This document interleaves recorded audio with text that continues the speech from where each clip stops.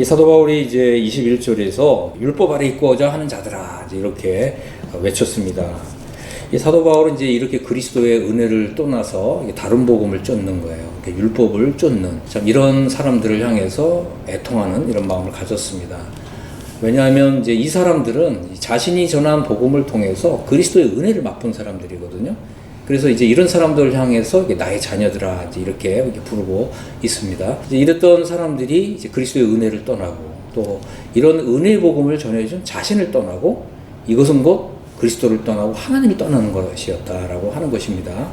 그래서 이런 사람들 향해서 굉장히 이제 애통하는 이런 마음을 가지고 있었고, 우리가 읽은 갈라디아서 4장에는 이러한 이 바울의 음성이 잘 담겨져 있습니다. 그래서 우리가 이제 이러한 사도 바울의 이런 호소하는 이런 음성을 좀 들을 수 있게 되기를 바랍니다. 예수 그리스도께서 참 십자가에서 값비싼 희생을 통해서 우리에게 은혜의 복음을 이제 주셨습니다. 그런데 이제 이러한 이제 은혜의 복음을 떠나서 율법으로 돌아가고자 하는 이런 사람들이 있었다라고 하는 것입니다. 그러니까 이제 영어 성경을 보면 율법 아래에 있고자 하는 자들아, 율법 아래에 있고자 하는 이런 열망으로 가득한 이런 사람들이 있었다라고 하는 것입니다. 이것은 이제 갈라디아 교회 사람들이 어떤 열망이 있었는데 오늘날에도 마찬가지로 이렇게 율법 아래 있고자 하는 이런 열망을 가진 사람들이 있다라고 하는 거죠. 이런 사람들은 분명히 하나님의 은혜에 대해서 잘못된 이런 믿음과 신앙을 가진 것이죠. 그래서 이제 율법 어떤 이런 체계 이것에 의해서 자신의 믿음이 율법 체계화된 이런 사람들이 있다라고 하는 것입니다. 그래서 우리 갈라디아서를 좀 통해서 이런 이제 율법 체계화된 이런 믿음이 좀 깨트려지기를 간절히 바랍니다. 이 예수 그리스도의 어떤 값비싼 십자가 희생을 통해서 우리에게 이런 베풀어진 이런 은혜를 저버리고 율법 아래 있고 싶어하는, 율법 아래로 들어가고 싶어하는 이런 이제 열망을 가진 이제 이런 사람들을 향해서 사도 바울이 애통하는 마음을 가졌다라고 하는 것입니다. 사실 우리가 이제 갈라디아서를 보면 이 율법과 그리스도는 양립할 수 없는 것이다라고 하는 것입니다. 뿐만 아니라 이 율법과 은혜의 하나님은 함께 이 동시에 존립할 수 있는 이런 것이 아니다라고 하는 것입니다. 우리가 이제 율법을 선택하든지 그리스도를 선택하든지 이 둘 중에 하나를 선택해야 되는 문제지 이것을 함께 가지고 갈 수 있는 이런 문제가 아니다라고 하는 것입니다. 물론 어떤 사람들은 그 율법을 잘 지켜 행함으로 인해서 자신이 하나님을 보다 더 잘 섬긴다고 하는 이런 어떤 위안을 받고 싶어하는 이런 사람들이 있을 수가 있는데 이거는 이게 완전히 잘못된 믿음이라는 거예요. 율법과 하나님은 함께 양립할 수 없다라고 하는 것입니다. 그러니까 율법과 은혜는 함께 양립할 수 없다. 율법과 그리스도는 함께 양립할 수 없다. 이 둘 중에 하나를 선택해야 되는 문제다라고 하는 것입니다. 그래서 우리가 그 바른 믿음을 가진다는 거, 이것은 아주 중요한 문제입니다. 자, 그래서 우리가 이제 이 문제를 좀 진지하게 이제 고민을 해봐야 되는데, 하나님께서는 우리를 사랑하셔서 예수 그리스도를 보내주신 거죠. 그리고 십자가에 달리게 하신 거예요. 예수님이 십자가에 달리셔서 얼마나 많은 고난과 정말 시련과 고통을 당하셨는지를 우리가 생각해야 됩니다. 이 율법과 하나님의 은혜가 함께 이렇게 존립할 수 있다라고 할 것 같으면 예수님이 이렇게 십자가에서 이런 값비싼 희생을 치를 필요가 없는 거거든요. 그런데 우리로 하여금 이 율법을 통해서 구원받는 것이 아니라 오직 하나님의 은혜를 통해서 구원받는 이러한 은혜의 복음을 우리에게 주시기 위해서 예수님께서 그 십자가에서 엄청난 그 대가를 지불하신 거예요. 그래서 우리가 이러한 하나님의 은혜의 복음을 듣고 이제 믿었는데 이러한 은혜를 떠나서 율법으로 돌아가는 이것은 하나님을 만홀히 여기는 이런 처사다라고 하는 것입니다. 여러분, 만홀히 여긴다고 하는 뜻이 무엇이냐면 제가 좀 사전을 찾아봤는데 무심하게 반응한다 이런 뜻이 있고 또 업신여긴다 이런 뜻이 있고 또 이것을 보고서 코웃음 친다 이런 뜻이 있다라고 하는 것입니다. 하나님이 우리를 위해서 예수 그리스도를 보내주셨고 예수 그리스도께서 십자가에서 그 위대한 십자가 사역을 이루셨는데 바로 이 일에 대해서 이러한 하나님의 위대한 역사에 대해서 하나님이 하신 이런 일을 업신여기고 코웃음 친다는 거예요. 여러분, 이러한 죄악을 저질러서는 안 된다는 거예요. 이것은 아주 중차대한 문제다라고 하는 것입니다.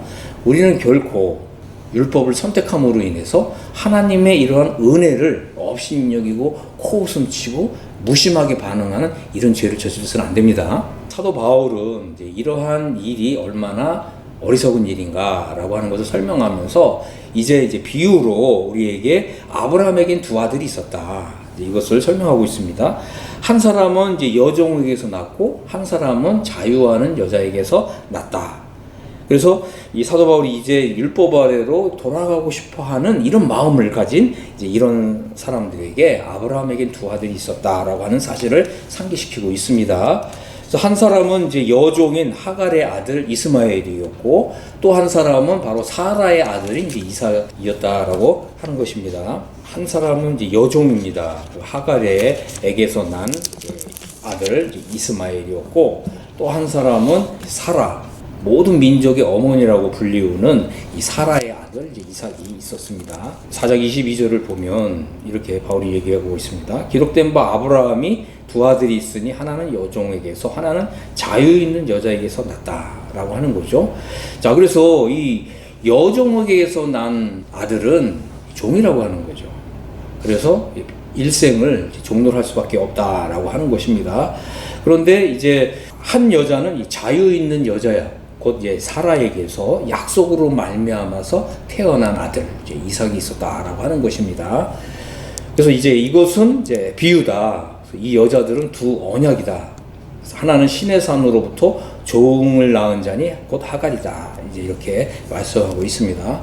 율법은 옛 언약의 아들이 되는 것이고 우리가 은혜의 복음을 통해서 이제 새로운 언약을 통해서 이제 은혜의 아들이 되는 이 두 가지 길이 있다라고 하는 것입니다. 이제 우리가 이 둘 중에 하나를 이제 선택해야 된다라고 하는 거죠. 다시 말해서 이제 율법의 아들로 살 것이냐, 아니면 은혜의 아들로 살 것이냐, 이 둘 중에 하나를 선택하라라고 하는 것입니다. 그래서 우리는 지금 이제 이 말씀을 통해서 이 기로에 서 있는 거예요. 그러니까 어느 한 길을 선택하면 그 길이 우리를 이제 안내하는 그 길 끝에 있는 이제 운명을 마주하게 된다라고 하는 것입니다. 그래서 우리는 이제 어떠한 선택을 할 것인가, 이제 여러분들의 선택은 무엇인가, 이제 이것을 마음에 확정할 수 있게 되길 바랍니다. 자, 갈라디아 교회 성도들은 율법을 선택했어요. 오늘날 많은 교회들도, 많은 교회의 그리스도인들도 율법을 선택하고 있다라고 하는 것입니다. 그렇다면 이제 우리는 어떤 선택을 할 것인가? 또 여러분들은 어떤 선택을 할 것인가? 이것을 마음에 확정하길 바랍니다. 자, 여기서 이제 이 두 여자와 두 아들이 나오는데, 이제 이것은 이제 두 가지 운명을 말해주는 하나의 이제 비유였다라고 하는 것입니다. 이거 영어 성경이 보면 이제 이것은 알레고리다 이렇게 말씀하고 있어요. 이것은 이제 비유다. 그래서 여종인 하갈과 이스마엘은 이제 율법 아래에서 종노릇하는 사람을 가리킨다. 또 율법 아래에서 종노릇하는 삶을 가리킨다라고 하는 것입니다. 또 하나는 이제 자유자인 사라와 또 사라의 아들인 이삭은 은혜 아래서 이 자유를 누리는 이 삶을 상징하고 있다라고 하는 것입니다. 자, 그래서 이제 율법 아래 종노릇하는 삶이란 무엇이냐? 그죠? 나를 율법 아래 종노릇하는 삶에서 해방시켜 주시는 이런 하나님의 위대한 역사가 있었음에도 불구하고 이러한 하나님의 은혜가 이러한 위대한 역사를 이미 이루었다라고 하는 이런 사실을 알지 못한 채 그저 나의 열심으로 이제 신앙생활을 하는 거예요. 그저 나의 열심으로 성령의 열매를 맺고자 하는 것이고 그저 나의 이 종교적인 열심으로 이 성화의 삶을 살아내고자 하는 거예요. 성령의 열매를 맺고자 하는 거. 이 모든 것들이 다 율법 아래에서의 삶이다라고 하는 것입니다. 그래서 율법 아래에서의 삶은 내가 아무리 노력하고 애쓰면 애쓴다 할지라도 성령의 열매가 맺히지 않는다는 거예요.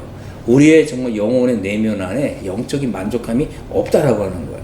여러분, 교회 생활은 정말 하나님과의 관계 속에서 하나님의 은혜를 알면서 하나님의 은혜에 감사하면서 영적으로 만족하고 굉장히 행복한 생활을 하는 게 하나님이 우리에게 주시는 은혜의 삶이라는 거예요. 그런데 우리가 교회 생활을 아무리 오래 하면 할수록 점점 더 힘들어지고 점점 더 율법을 지키지 못한 이런 일로 인해서 마음의 정죄감을 받는 것, 이런 것이 다 율법 아래서 종노릇하는 삶이다 라고 하는 것입니다.